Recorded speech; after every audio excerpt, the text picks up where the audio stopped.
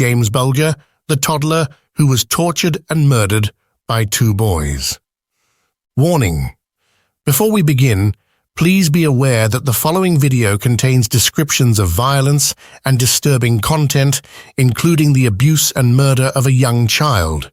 Viewer discretion is strongly advised. Our intention is to provide an educational overview of the tragic case of James Bulger, to raise awareness about child safety and to emphasize the importance of community vigilance. The content may be distressing, but it is important to discuss these events to understand their impact and learn from them. With this in mind, let's proceed with the story of James Bulger, remembering him and reflecting on the lessons we can learn from this heartbreaking case. Learn about the horrible events that transpired in the life of James Bulger, the Merseyside toddler who was murdered by 2 boys in 1993, as well as the murderers who were responsible for his death. Even after several decades have passed, the surveillance image that is displayed above continues to be ingrained in the brains of the millions of people who are familiar with the James Bulger case.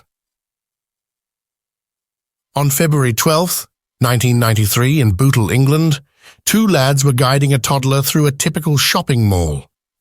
One of the boys was holding the toddler's hand as they made their way through the mall. The child appeared to be in no danger. During that particular day, some bystanders in the shopping mall had the impression that the older lads, Venables and Robert Thompson, might be the siblings of the young child, James Bulger. But that was not the case. Instead, they were the persons responsible for kidnapping the little child and, in due time, killing him. Venables and Robert Thompson, both 10 years old, had tormented and killed James Bulger, who was just 2 years old, within a few hours of the surveillance photograph being obtained that afternoon. The 3 lads had been observed by a large number of individuals wandering around the Merseyside area in the period that elapsed between the moment that the image was taken and the moment that James Bulger was killed in a railway embankment a few miles away. Later on, a significant number of these witnesses admitted that Bulger appeared to be in a state of anguish. The 2-year-old was even punched and kicked by the larger lads, according to some witnesses. On the other hand, the majority of people did nothing, and those who did stop and interrogate the individuals responsible for the murder of James Bulger eventually allowed them to continue on their journey to finally kill the newborn. Venables and Robert Thompson are under surveillance in the Strand shopping centre.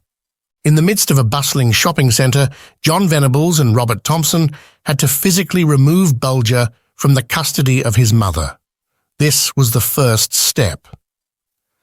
As a result of the lads' decision to skip school on February 12th, they found themselves at the New Strand shopping centre in Bootle, which is located close to Liverpool, in the afternoon. During their time in the shopping centre, the individuals responsible for the murders of James Bulger went from store to store, stealing anything they could get their hands on. After that, they threw their stolen items down the escalators for the entertainment of themselves. Venables and Thompson took the decision to kidnap someone's child at some point in time, for motives that are still a mystery more than 20 years later. At a later time, after they had been detained, each of them blamed the other for suggesting it. This was not the first child that the 2 individuals attempted to kidnap. James Bulger was not the first. The first youngster, in point of fact, came dangerously close to becoming the victim. A mom was observing 2 lads who were attempting to attract the attention of her children as they were inside a T.J. Hughes department store. Her daughter, who was 3 years old, and her son, who was 2 years old, were not found a few moments later. The mother was able to locate her daughter in a short amount of time, but she was unable to locate her son. In a frantic manner, she inquired of her daughter where he was located. She stated, "I went outside with the boy." When the mom went outside, she noticed Venables and Thompson encouraging the youngster to join them. She then began yelling for her son and raced outdoors. Venables told the youngster to return to the mother as soon as they spotted her, and then they disappeared. It was just luck that had rescued the youngster, but it also ensured that James Bulger would have a dreadful end. Venables and Thompson were lurking outside a snack kiosk in the hopes of stealing candies not long after the abduction attempt was unsuccessful. By chance, they came across James Bulger standing by the entrance of a butcher shop in the vicinity.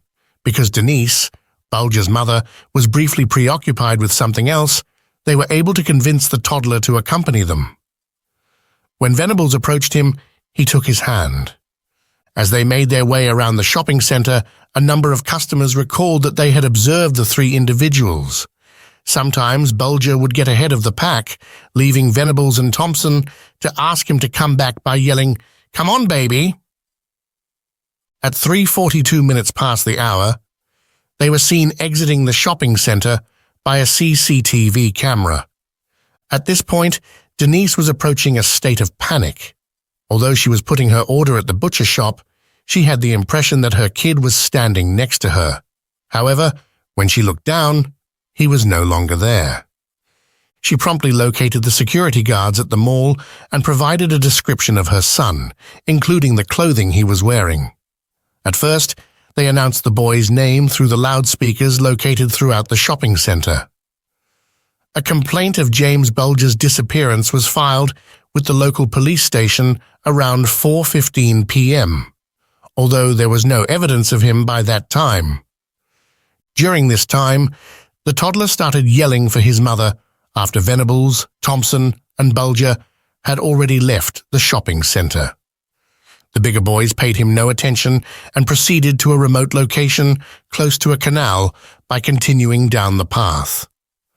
At the canal, they left Bulger crying on the ground after dropping him on his head and leaving him there without protection. The woman who was walking by noticed Bulger, but she did nothing about it. After that, Venables and Thompson reached out to Bulger and requested his presence. And still, he continued to continue. Venables and Thompson pulled the hood of the toddler's anorak over his head in an attempt to conceal the damage. However, by this point, his forehead had already been sliced and bruised. However, further people who were walking by were still able to see the damage that was partially concealed on Bulger's forehead.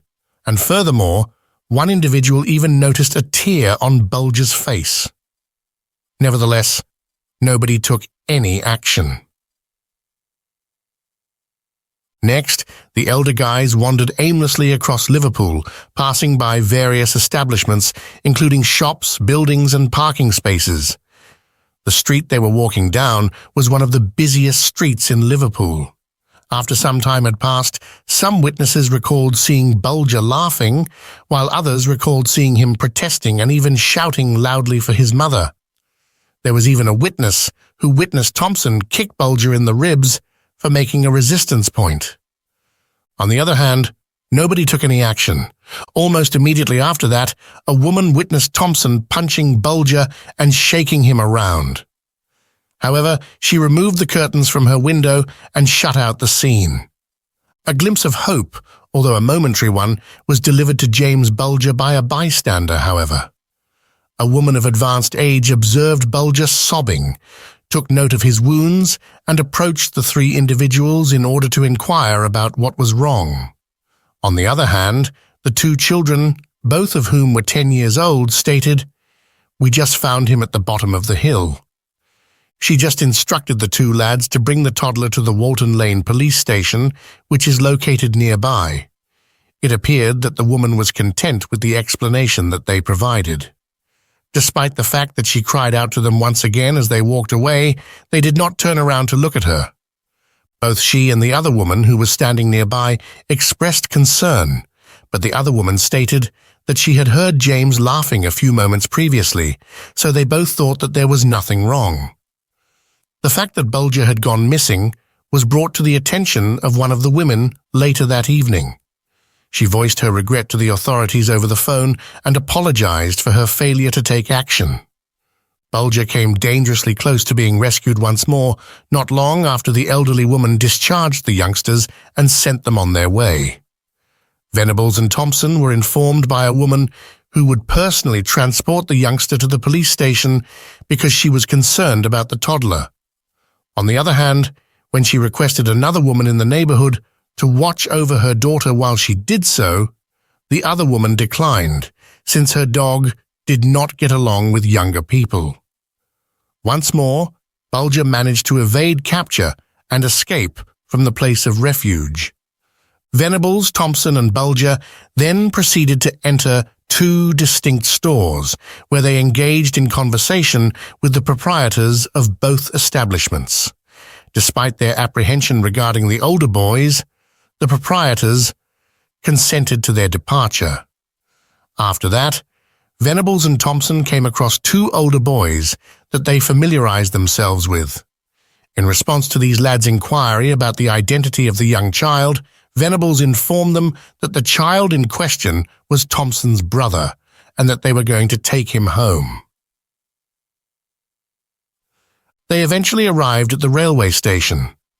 A momentary reversal away from the embankment was made by the guys, who appeared to be hesitating and possibly rethinking what they were considering doing. Then, however, John Venables and Robert Thompson resumed their journey in the direction of the secluded railway that was unoccupied. At some point between 5:45 and 6:30 o'clock in the evening, James Bulger was subjected to a severe torture and eventual murder. Bulger's left eye was splattered with blue paint that Venables and Thompson had brought with them, which they had stolen off of the retail complex. He was then subjected to kicking, being pelted with bricks and stones, and having batteries forced into his mouth. At long last, the youths employed a 22-pound iron rod to strike Bulger over the head, resulting in 10 fractures to Bulger's skull. Over the course of the incident, Bulger incurred a total of 42 injuries to his torso, head, and face. After further investigation, the authorities came to the conclusion that he had sustained such severe injuries that it was impossible to determine which of them was the most lethal strike. The body of Bulger was eventually put on the railroad tracks by Venables and Thompson, with the intention of making the entire incident appear as though it was an accident. However, they left the site before a train arrived and severed the toddler in 2. A forensic pathologist ultimately determined that Bulger had already passed away at this point. In response to an information from a witness that Bulger had been seen in the canal earlier in the afternoon, the police conducted a search of the canal the next day. In other locations, more searches were carried out, but none of them yielded any results. Because there was so little evidence, Bulger's parents were initially considered to be suspects. But when the cops finally got their hands on the surveillance tape from the shopping mall, they were so shocked that they could not believe what they were seeing. James Bulger, who was identified by his mother based on the description of his clothing, was seen being led out of the building by 2 young boys, despite the fact that the tape was blurry. The news quickly spread across the country, and the search for Bulger became more intense after those CCTV photographs were made available to the media. I looked at Denise and smiled with relief, Bulger's father Ralph said, when he realized that his son had left the mall with only 2 other lads. I was relieved to see that it was only 2 boys. The words that I spoke to Denise were, "He's going to be fine." In the presence of 2 small children, he's going to be okay, as the saying goes. With the discovery of Bulger's body on the railway track, approximately 200 yards away from the closest police station, the search for Bulger came to an end 2 days after the disappearance of the individual. Stones, bricks, and an iron bar were discovered strewn about the scene, all of which were coated in the boy's blood. The iron bar was also found to be covered in blood. There was a tin of blue paint that had been stolen discovered nearby. In light of the fact that the police had some evidence at their disposal and were aware that the individuals responsible for the murder of James Bulger were most likely two minors, they investigated the absentee records of local schools the day of the disappearance. Because of this, a number of youngsters were identified as having the capacity to commit murder, and some parents even reported their own children having committed murder. On the other hand, it was ultimately a phone call made to the police by an unknown person that led to the identification of John Venables and Robert Thompson as the individuals responsible for the murder of James Bulger. Venables and Thompson were both away from school on Friday, according to the caller, who also stated that they had personally observed blue paint on the sleeve of Venables' jacket. The caller also stated that they had both seen the paint.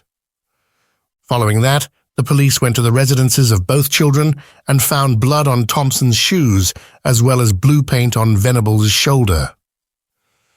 In spite of this evidence, however, Venables and Thompson were not immediately considered to be the most likely suspects by the competent authorities. Despite the fact that the police were concentrating on other juveniles who already had violent records, they continued to be convinced that the two boys seen in the grainy CCTV tape appeared to be between the ages of 13 and 14, rather than 10. John Venables and Robert Thompson, however, flipped on each other during separate interviews with the police. Venables eventually admitted his guilt after being questioned for a number of days in full. Venables admitted, "I was the one who killed him. Would you be willing to convey my apologies to his mother?" On the other hand, conducting an interview with Robert Thompson was not a quick and straightforward process. Detective Sergeant Phil Roberts stated that the individual completely and utterly denied everything.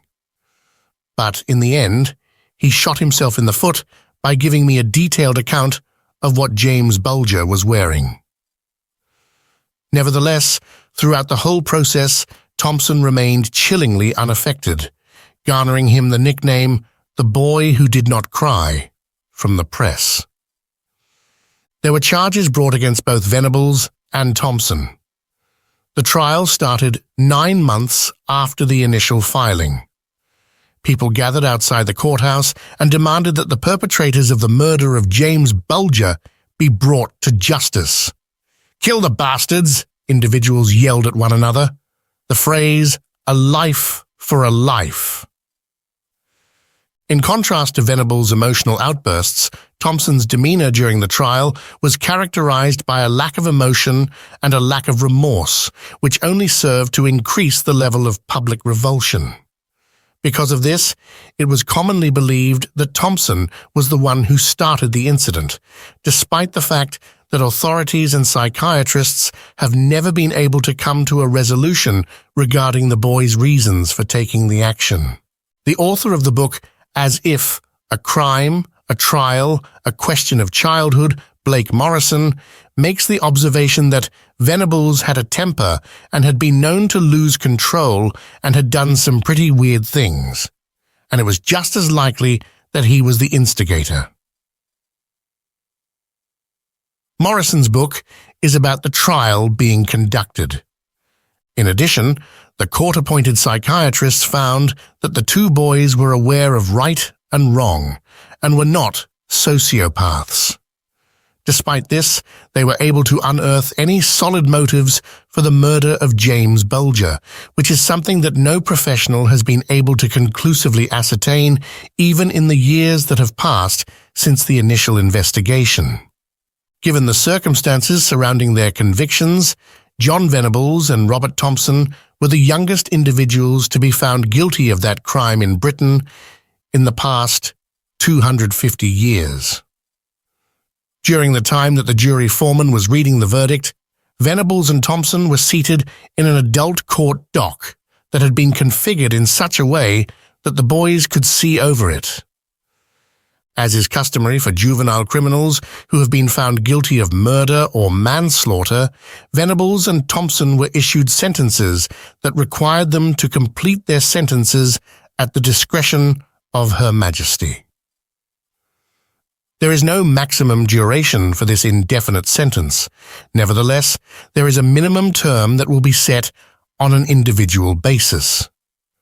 When it came to this particular instance, it was only 8 years, which would have made the boys 18 years old.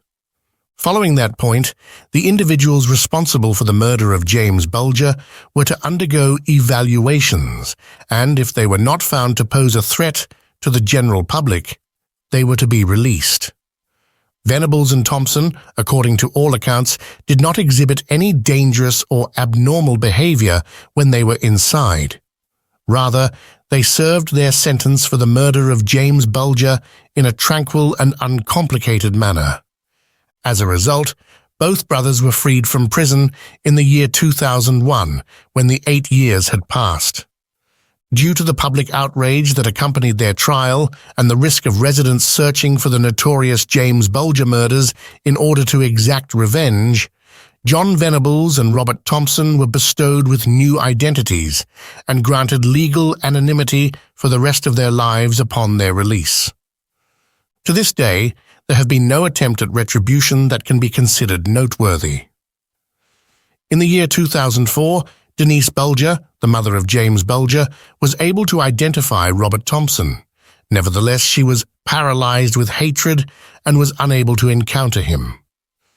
It is not possible to say the same thing about Venables at this time, despite the fact that it is believed that Thompson is once again integrating into society and leading a peaceful life.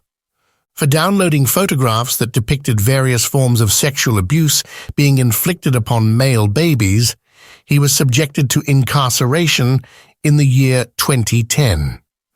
Ralph Bulger informed the parole board that he could not forgive those who had killed his son, and that Venables should not be released from prison.